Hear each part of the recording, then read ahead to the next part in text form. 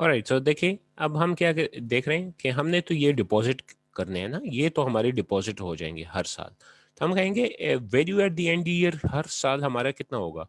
तो first year के and पे 3451 कर देंगे तो वैल्यू भी यही रहेगी। तो इसको मैं इग्नोर कर देता हूँ। यहाँ पे मैं करूँगा कि हमारी वैल्यू हो जाएगी इज इक्वल टू, ये 3451 है, ये 1.08, ठीक है, ये हो जाएगी हमारी वैल्यू। और प्लस, प्लस क्यों, मैं ये कह रहा हूं कि ये पिछले साल की वैल्यू पे तो 1 ईयर का रिटर्न मिल जाएगा, ठीक है। लेकिन ये जो इसी साल के एंड पे ये 3451 जो हम क्या करेंगे, डिपॉजिट करेंगे eight the end of second year, इस पे हमें कोई रिटर्न मिलेगा सेकेंड ईयर पे? कोई भी नहीं मिलेगा। तो ये एज इट इज आ जाएगा, ठीक है। तो ये आ जाएगी हमारा वैल्यू हो जाएगा 7000। वैसे तो अगर आप देखें दोनों को ऐड करूं तो ये आता है 6902, लेकिन मेरी इंटरेस्ट मिल गया है और ये 3451 हमने अपनी तरफ से इसमें ऐड कर दिया। दूसरे साल हमें कितना, किस पे इंटरेस्ट मिलेगा? हमें इंटरेस्ट या रिटर्न मिलेगा ये 7178 पे। तो मैं ये सिलेक्ट कर देता हूँ और मल्टीप्लाई कर देते हैं इसको 1.08 के साथ, और प्लस इसके साथ कौन सा आ जाएगा, ये आ जाएगा 3451। हम इसको डिपॉजिट कर देंगे, यानी ये 7178 पे हमें रिटर्न मिल जाएगा और साथ ही 3000 सर आपकी नहीं आवाज 11,203, ठीक है। और इसी तरह अगर ये तमाम करते जाएं तो आप आखिरी साल में देखें कि हमारी वैल्यू वही 50,000 तकरीबन बन गई है, ठीक है। ये राउंड एंड ऑफ की वजह से 49,993 नज़र आ रही है, लेकिन एक्चुअली ये कितनी हो गई, 50,000 ही हो गई।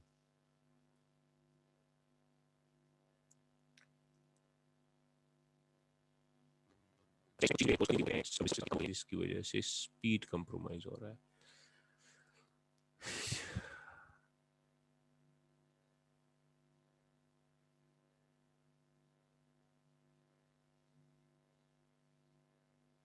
सर आपका नेट इशू करे तो क्लियर आवाज नहीं आ रही। नहीं, वो नेट नहीं, मेरे सिस्टम में काफ़ी ज़्यादा मैंने वो प्रोग्राम क्या किए थे, रन कर रहा था, तो उसकी वजह से भी हो सकता है। एक वक्त में जब रैम जो है वो क्या हो जाता है, जब वो ओवरबर्डन हो जाता है रैम, तो उसकी वजह से भी ये प्रॉब्लम आ जाता है। अभी मेरे ख्याल में सही आ रही है, ठीक है। वो यस इसलिए सर बात। वो जो ये हम रिकॉर्डिंग कर रहे हो तो उसकी जो कन्वर्जन है तो उस वक्त में रैम काफ़ी ऑक्यूपाइड हो जाता है। अच्छा जी, ये हो गया क्वेश्चन नंबर 4 हमारा सॉल्व। अब क्वेश्चन नंबर 5 देखें। Same as problem number 4 above, except that you start depositing a certain amount at the beginning of the each year. Question number 4 है, वही है, लेकिन वो कहता है कि अब आपने जो है saving at the end of year नहीं कर रही, आपने क्या कर दिया कि मैं जी beginning of the year saving करूंगी। अब ये क्वेश्चन आप लोगों ने खुद सॉल्व करना है। इसमें जो आप लोगों ने फॉर्मूला लगाना है वो कौन सा लगाना है? एन्युटी ड्यू का सर। Very good. ड्यू का तो एनविटी ड्यू का जो फॉर्मूला है वो आप मुझे बता दें कि future value of annuity due FVAD जो है वो किसके बराबर होता है? Sir is equal to R bracket 1 plus R raise to power capital R bracket bracket small 1 bracket plus R, 1 plus R raise to power N very good, R raise to power raise to N power N minus 1 -1 bracket whole divided by small R small R multiply whole multiply multiply by bracket 1 plus 1 R. Plus R. Very good, ठीक है। अब क्या हो जाएगा कि आप इन चीज़ों के लिए सॉल्व कर देंगी। ये चीज़ पहले सॉल्व कर देंगी और इसकी वैल्यू तो अब इसकी वैल्यू FVAD, पहले FVA 50,000 था, अब FVAD 50,000। इन दोनों को सॉल्व कर देंगे तो फिर R की वैल्यू आप कैलकुलेट कर देंगे कि R is equal to this, yes sir. ठीक है, दिस डिवाइडेड बाय दिस, ठीक है, जो भी वैल्यू आ जाएगी इसको आप कैलकुलेट कर दें। ये आपके लिए मैंने एज असाइनमेंट छोड़ दी है, ठीक है। ठीक है यस सर। सर। अच्छा जी, question number 6. Werner Econox wishes to borrow $10,000 for 3 years. अब वो उसको अपने बिजनेस के लिए या पर्सनल यूज़ के लिए 10,000 की ज़रूरत है, जो कि वो 3 साल एज अ लोन ले रहा है, ठीक है। A group of individuals agrees to lend him this amount if he contracts to pay them $16,000 at the end of 3 years. वो ये कह रहे हैं कि 10,000 उसको तभी हम देंगे, यानी उसको तभी मिल सकता है कि अगर तो वो कॉन्ट्रैक्ट करे कि मैं एट द एंड जो है आपको 16,000 दूंगा, 10,000 नहीं दूंगा। यानी 10,000 मैंने बिजनेस के लिए ले लिए, और क्योंकि मैं बिजनेस में इसको इस्तेमाल कर रहा हूँ, तो मैं इसको जब रिटर्न करूँगा 3 साल बाद, तो 16,000 बना के आपको वापस करूँगा, ठीक है, 3rd ईयर के एंड पे। What is the implicit compounding annual interest rate implied by this contract to the nearest whole percentage? अब यहाँ पे मुझे ये बताएं कि प्रेजेंट वैल्यू है, प्रेजेंट वैल्यू कितना है? ये 10,000। 10,000, Present value $10,000. $10,000, ठीक है। N है Yes And sir, 3 10,000, years. yes, 3 years. yes. 3 years, very good, 3 years। Future value है Yes, sir. 16,000. वेरी गुड, 16,000 हमारा फ्यूचर वैल्यू है, 16,000। स्मॉल आर है करना है। नहीं है? सर अगर नहीं है तो इसको हमने क्या No करना sir. है? find करना है। Question mark. Very Find good, out. Question find out करना है। तो एक बार फिर इसका फॉर्मूला हमने किस तरह डिराइव किया था, अगर याद हो तो मैं डायरेक्टली अगर फॉर्मूले की तरफ चले जाऊंगा तो R is equal to future value divided by present value, F divided P कर देता हूँ, बहुत यानी लिखना मेरे लिए आसान हो जाएगा, ठीक है। Yes sir. Raise to power 1/n कर देता हूँ, एंड आखिर में -1। I hope you recall the formula. हमारा क्या था? Future value is equal to present value into 1 + r raise to power n। तो हमने कहा था कि सबसे पहले प्रेजेंट वैल्यू उधर चला जाएगा, तो future value divide by present value हो गया था। फिर हम कह रहे थे कि 1 + r raise to power n है, तो n को ख़त्म करने के लिए nth रूट ले लो दोनों साइड पे।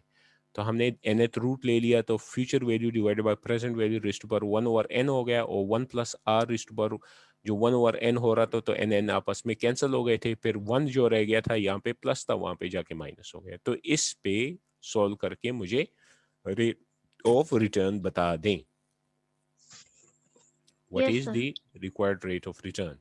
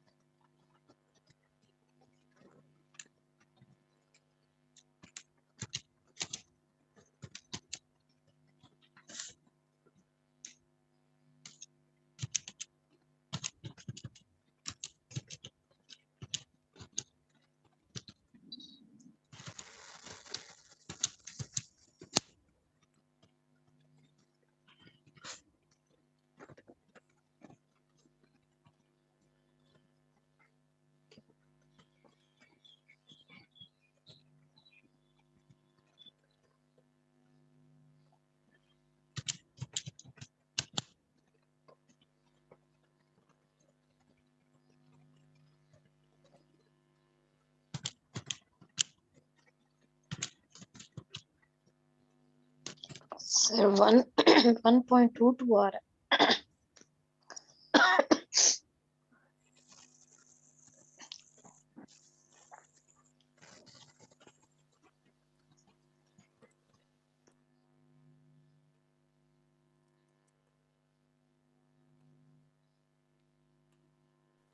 1.5 1.22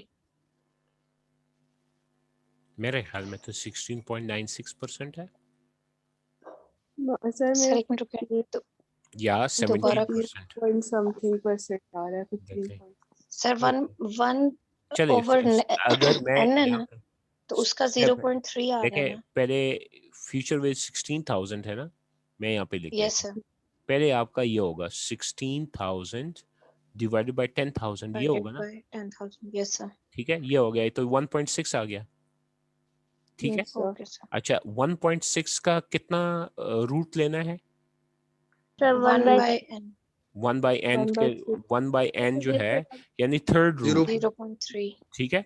तो इसको मैं कर दूंगा कि दिस रेज़ टू पावर क्या कर देता हूँ, 0.33 और यहाँ पे 0.36 1 डिवाइडेड बाय अगर 3 कर दूं, सर 1.1696 आ रहा है। ठीक है, ये 1.1696। अच्छा इसमें से -1 करूंगा ना, अच्छा 0.169 0 यस सर, ठीक है, ये और -1 इसमें से ये माइनस हो जाएगा, तो कितना हो जाएगा 0.169, 0.19। ये सर ठीक है। मेरा भी यही आ रहा है। अगर इसको 100 के साथ मल्टीप्लाई कर दूं तो 16.96, या 16.9 इसका राउंड ऑफ करूं तो 17% है ना, यस सर। राइट सर, यही है। ठीक है।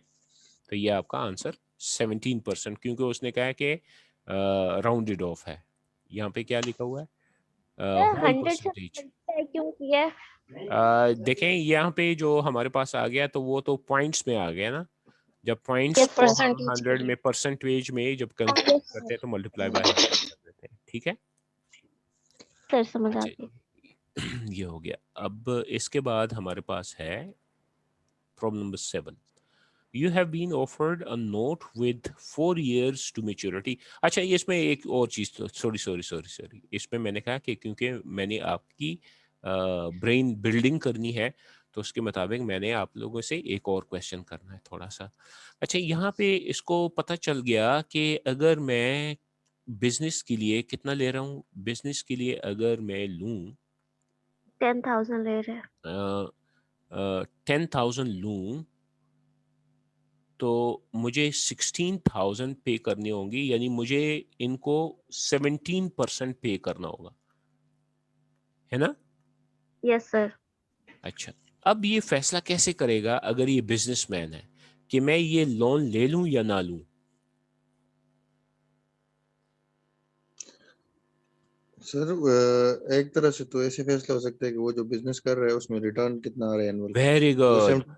ये 70 आ रहा है उसका, तो ये उसको कहेगा कॉस्ट ऑफ कैपिटल। क्या कहेगा? कॉस्ट ऑफ कैपिटल इसको कह देगा। ये है कॉस्ट ऑफ कैपिटल, यानी मैं अगर कैपिटल में लूं तो उस पे मुझे 17% देना होगा, ये हो जाएगा कॉस्ट ऑफ कैपिटल, ठीक है। वो कहेगा कि अगर तो मैं लोन लेता हूं तो मुझे 17% देना पड़ेगा। अगर वो ले लेता है कि इंटरनल रेट ऑफ रिटर्न उसका कितना है, यानी अगर वो देख लेता है कि उसका internal rate of return business का वो 22% या 20% अबव है, तो आपके ख्याल में वो इसको एक्सेप्ट करेगा या रिजेक्ट करेगा? इस लोन लेने को कहेगा कि हाँ ठीक है मैं लोन ले लेता हूँ, या कहेगा कि नहीं जी भाई मैं लोन नहीं लेता?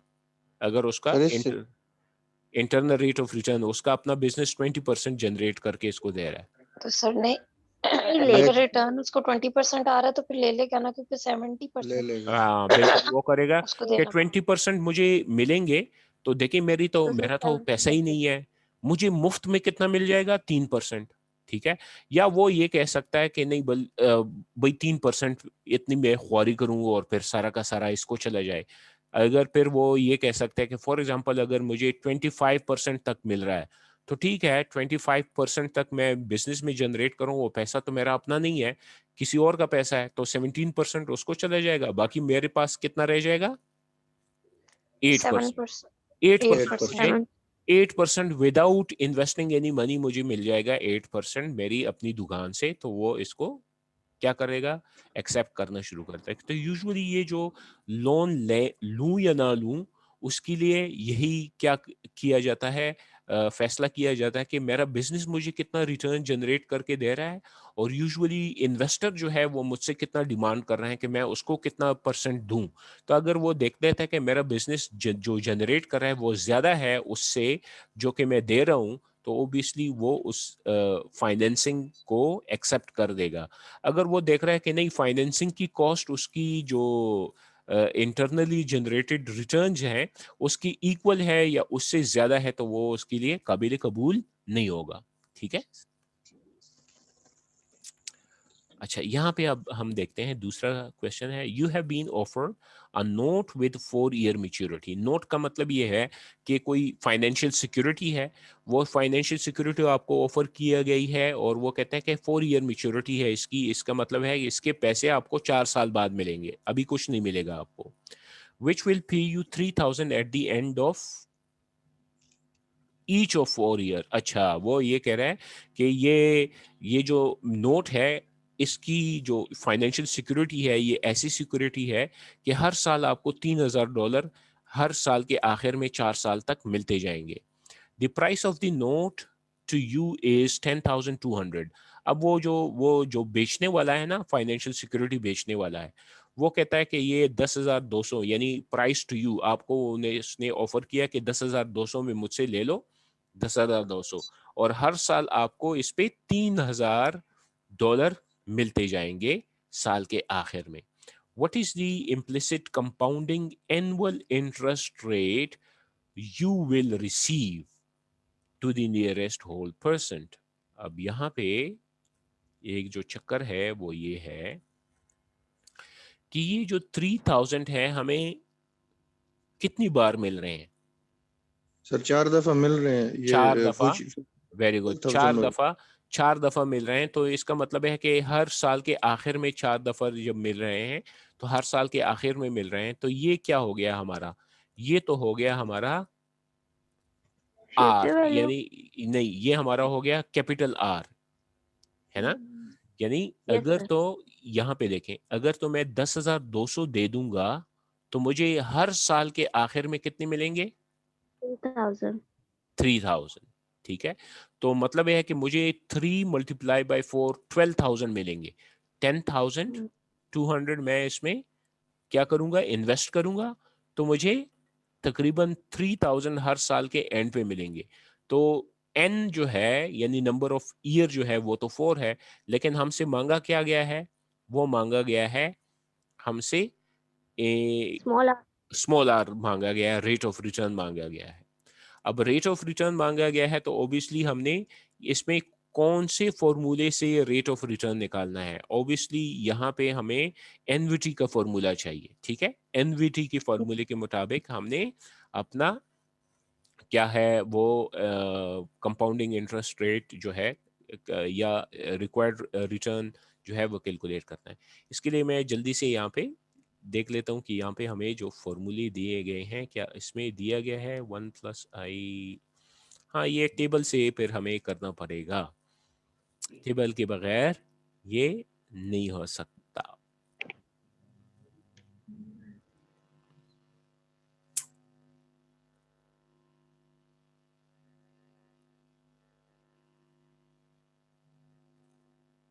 हम्म,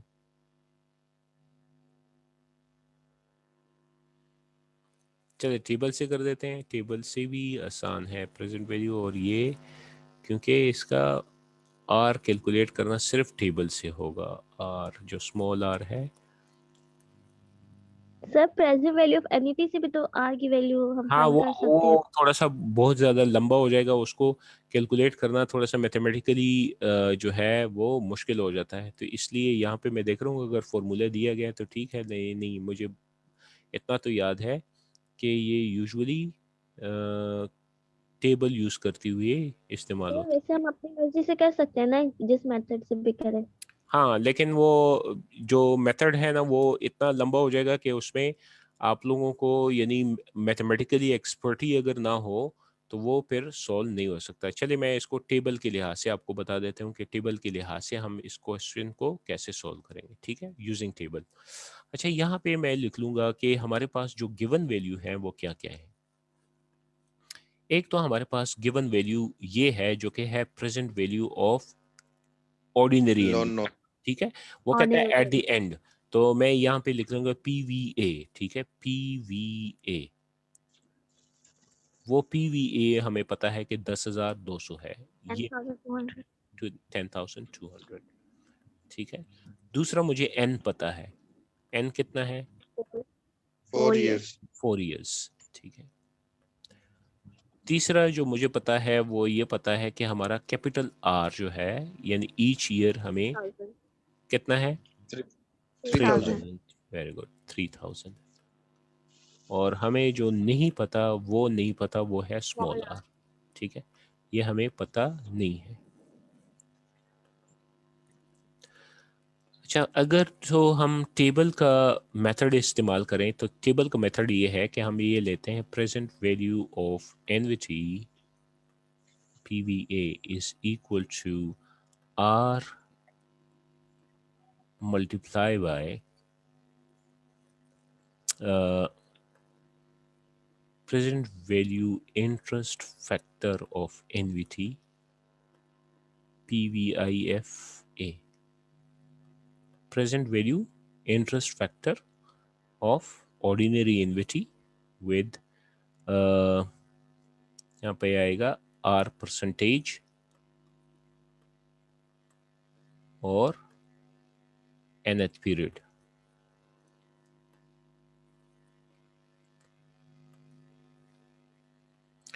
अच्छा, हमारे पास जो प्रेजेंट वैल्यू है वो है 10,200, 10,200। हमारे पास R जो है वो है 3,000 और ये हमारे पास है PVIFA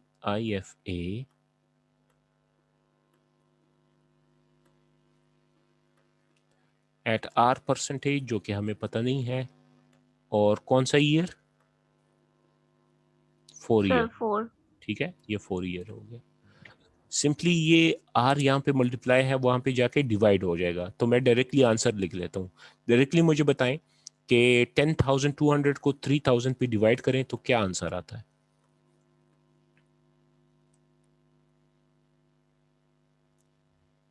10,200 को 3,000 पे डिवाइड करें तो आंसर क्या आता है, 3.4। 3.4। इसके अलावा भी कुछ है, 3.400 है, हमें चार नहीं, चार पूरा डिजिट है। तक, 4 डिजिट तक चाहिए। 3.400 है, नहीं सर, पूरा है 3.4 बस। बस यही है, ठीक है, 3.400 आ जाएगा ना।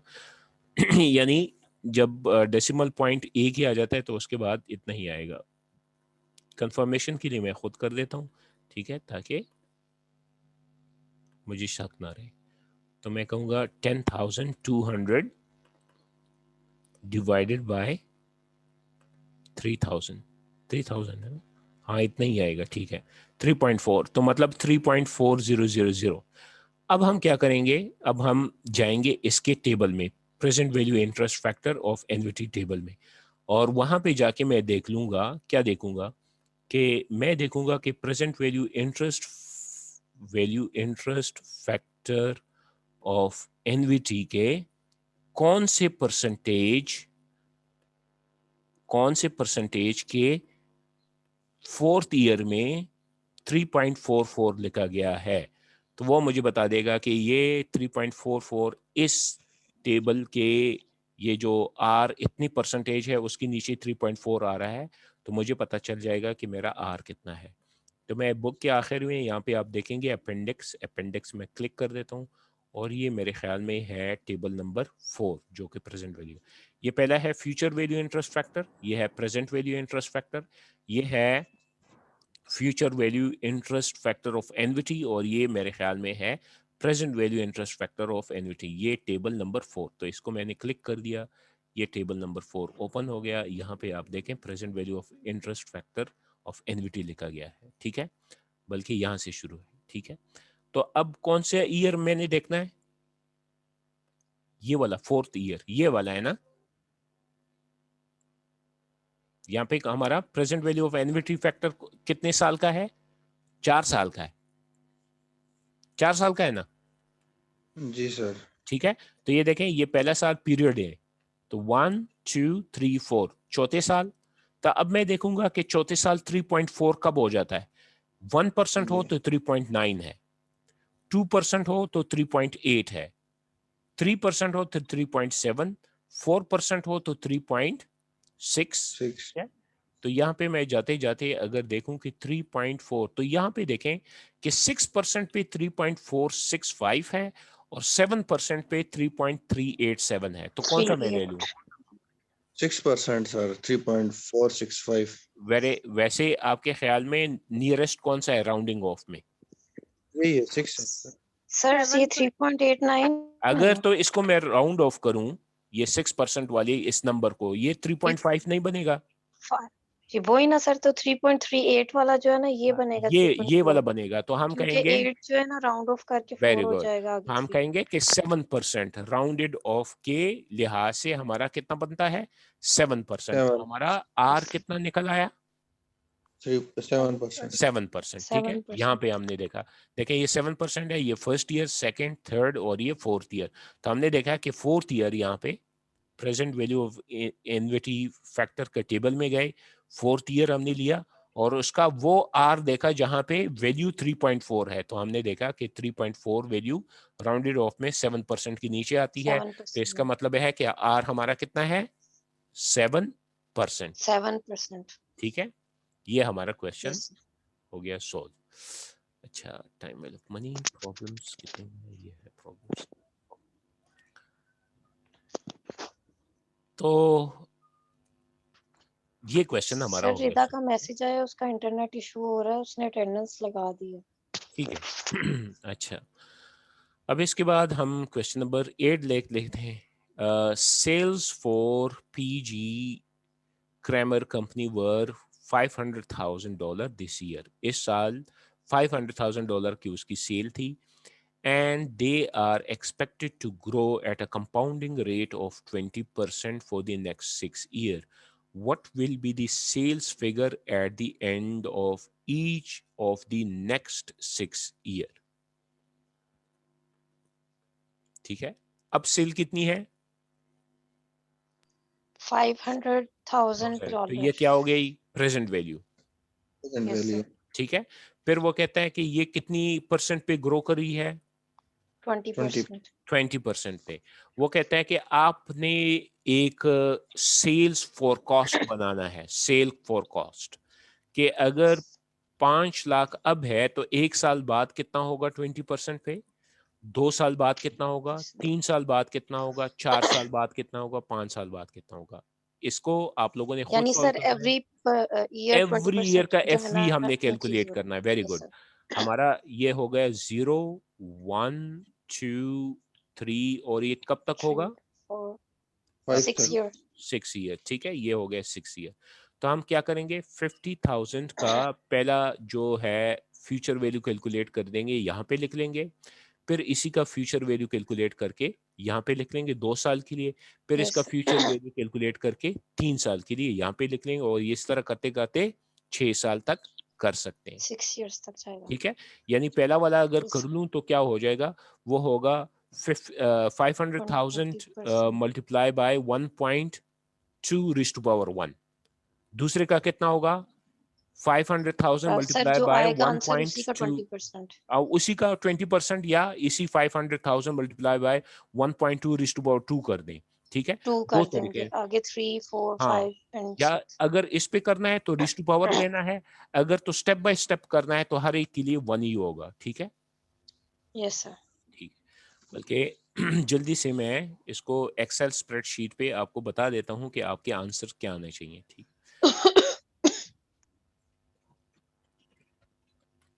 यहाँ पे मैं कह देता हूँ कि ये है हमारा ईयर 0, ठीक है। ईयर 0 यहाँ पे लिख लेता हूँ कि ईयर 0 में हमारा 500,000 सेल है, ठीक है। 500,000 आ गया यस। जी, 500,000 आ गया। ये मैं ले लेता हूँ और इसको मैं कह देता हूँ कि इसको अकाउंटिंग नंबर्स में शो करो। ठीक है, ये काउंटिंग नंबर में शो कर रहा है। अब मैं करूँगा पहले साल कितना होगा, तो मैं ये कह देता हूँ कि इज इक्वल टू, मैं इस सेल को लॉक कर देता हूँ और इस सेल को ऐसे लॉक कर देता हूँ कि डॉलर साइन, और ये है सेल जे, और डॉलर साइन, और ये है सेल नंबर 9, J9। तो मैंने J9 को लॉक कर दिया। मैं कह रहा हूँ कि हमेशा तुम ऐसे करो कि J9 को लेके मल्टीप्लाई करो इसको 1.2 के साथ। 0.2 1.2 क्यों? 1 प्लस 20%, क्योंकि वो तो 20% 20% इज 0.2, तो 1 प्लस 0.2 इज 1.2। इसको लो और इसका रेस टू पावर क्या लो, ये ईयर, 1 ईयर। ठीक है। और इस तरह यस सर। मुझे कैलकुलेट करके बताओ कितने यस। साल तक, 6 साल तक। ये है 6 साल, तो आपके आंसर ये आने चाहिए। पहले साल हमारा सेल हो जाएगा 6 लाख, दूसरे साल 6 हमारा लाख होगा 7 7 lakh lakh 20,000 20,000, 8 lakh 8 lakh 64,000, 64,000 1 million 1,36,800, 1,244,160, and then finally 1 million 492। 492,992। ये आपके सेल्स फोरकास्ट हो जाएंगे, ठीक है। यस सर, हमने जो असाइनमेंट करनी है वो हम एक्सेल शीट पे कर सकते हैं या हैंड रिटन? आपकी मर्जी है, एक्सेल पे करते हैं या हैंड रिटन। एक्सेल में कर दें, मुझे खुशी इसलिए होती है कि आप लोगों के पास एक स्किल्स आ जाएगी, कंप्यूटिंग स्किल्स, जो कि यस सर। प्रैक्टिकल है, ठीक है। यानी आप जब काम करेंगे तो आप ये जॉब में कोई क्वेश्चन सॉल्व नहीं करेंगे, आप काम करेंगे, और जब आप काम करेंगे तो एक्सेल पे ही करेंगे। Yes sir. अच्छा जी, the H&L bar company is considering to purchase a debarking machine that is expected to provide cash flow as follows। ये debarking मशीन खरीदना चाहते हैं। एक मशीन है, फॉर एग्जांपल वो ये कहते हैं कि ये मशीन जब हम खरीद लेंगे तो इसके मशीन के खरीदने के बाद हमें ये कैश फ्लो क्या होगा, मौसूल होंगे। प्रोवाइडेड, एक्सपेक्ट टू प्रोवाइड, यानी हमें कैश इनफ्लो मिलेगा। 1 साल बाद इसकी मशीन की वजह से हम 1200 रुपए कैश में कमाएंगे, 2 साल बाद 2000 कमा लेंगे, 3 साल बाद 2400 कमा लेंगे, 4 साल बाद 1900 और कमा देंगे, और 5वें साल जो कि इसका आखिरी साल होगा मशीन का, इसके बाद ये मशीन काम नहीं आएगी, तो हम $1600 क्या करेंगे, कमा लेंगे। ये हमने इंफॉर्मेशन दी गई है। और अच्छा नहीं, और भी है, 10 साल तक है, फिर 14 14 14 14, ये 10 साल तक ये हम कमाते जाएंगे। If appropriate annual discount rate is 14%, यानी हमारा रिक्वायर्ड रेट ऑफ रिटर्न अगर 14% है। फॉर एग्जांपल ये मशीन हमने जो खरीदेंगे और इस मशीन पे हम कमाना 14% चाहते हैं, तो वो कहते हैं कि इसका जो मशीन की हमारे लिए वैल्यू कितनी है, what is the present value of this cash flow stream. ये मशीन हम कितने पैसों में खरीदने की ख्वाहिशमंद होंगे, ठीक है। हमारे पास कितने हैं कि ये मुख्तलिफ कैश फ्लो हैं। 12,000, हमने इन 12,000 2,000 हर एक को क्या करना है, सेपरेटली प्रेजेंट वैल्यू कैलकुलेट करनी है, और ये प्रेजेंट वैल्यू आपस में जब ऐड अप हो जाएंगे तो हमें मशीन की वैल्यू पता चल जाएगी, ठीक है। मैं यहाँ से यस सर। अगर इसको कॉपी कर देता हूँ, यहाँ से Ctrl+C, और एक्सेल में जल्दी से यहाँ पे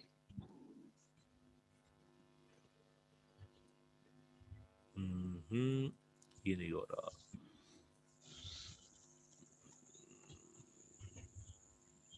नहीं होगा, होगा तो सही, ऐसा होगा कि जैसा इसका दिल चाहे, और वो होगा हम यहाँ पे करेंगे टेक्स्ट टू कॉलम।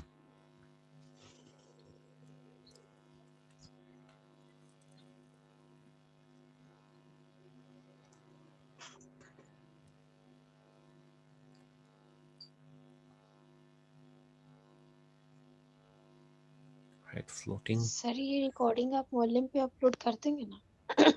हाँ, ये मैं अपलोड कर दूंगा। किधर गया यस सर। ये? सर, इसमें वो आपने इधर फॉर्मूलाज यूज किया ना, तो फिर वो हेल्प हो जाएगी एक्सेल के। टेक्स्ट टू कॉलम, और मैं कह दूँ कि नहीं, डिलिमिट, नेक्स्ट, और इसको सेपरेट करो किस पे, अदर डॉलर साइन जहाँ पे आ रहा है इसका, हाँ हो गया ना, फिनिश, ये यस ठीक है, ये हो गया cash flow first year second year. अब इसके बाद हमें बताया गया है कि इसके बाद जो 6 10 से years है तक 10 इयर्स तक 14,000 है, तो 6 7 8 9 10 ये 1400 है ना, ये हो गया। अब हम क्या कर सकेंगे यहाँ पे, अगर हम प्रेजेंट वैल्यू कैलकुलेट करना चाहते हैं तो हम वन बाय वन इसकी क्या करेंगे, प्रेजेंट वैल्यू कैलकुलेट करेंगे।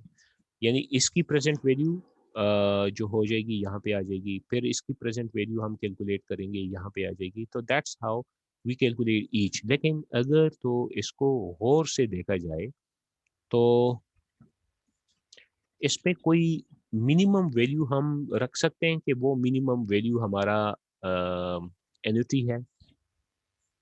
एक्सक्यूज मी सर जी सर सर ये 6 7 8 9 10 years की ये सेम थी वैल्यू हाँ, यहाँ पे देखें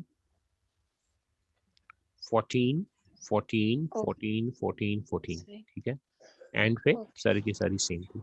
अच्छा, अब मुझे ये बताएं कि इसमें कोई इस तरह कॉमन वैल्यू है जिसको हम एज एन्युटी ले सकते हैं? जी सर ये सर, ले 14 कितनी? 1200 1400 1200 1200 सब में मौजूद है या नहीं है? है अच्छा सर। यस सर हाँ 1200 तो ठीक मौजूद है, है सब 1200 मौजूद है, तो हाँ अगर इसमें से हम 1200 एज एन्युटी ले लेंगे तो वो आ जाएगी एक। फिर हम इसके डिफरेंसेस देख लेंगे, यानी यहाँ पे 600 रह जाएगा, उसको हम सेपरेटली कैलकुलेट 800 करेंगे। यहाँ पे 1200 और रह जाएगा तो उसको सेपरेटली यस कैलकुलेट कर देंगे, but that will be you can say a kind of very lengthy thing. मैं इसको वन स्टेप में कर देता हूँ, और वन स्टेप में कैसे कर देता हूँ आपको आंसर बता देता हूँ, ठीक है। आप लोगों ने क्या करना है, इसको स्टेप बाय स्टेप करना है। इसका प्रेजेंट वैल्यू कैलकुलेट करने यहाँ पे लिख लें, फिर इसका प्रेजेंट वैल्यू कैलकुलेट करें दूसरे साल का, वो यहाँ पे लिख लें, और इन सब का जब प्रेजेंट वैल्यू आप कैलकुलेट कर दें तो इनको आपस में ऐड कर देंगे तो आपका आंसर आ जाएगा।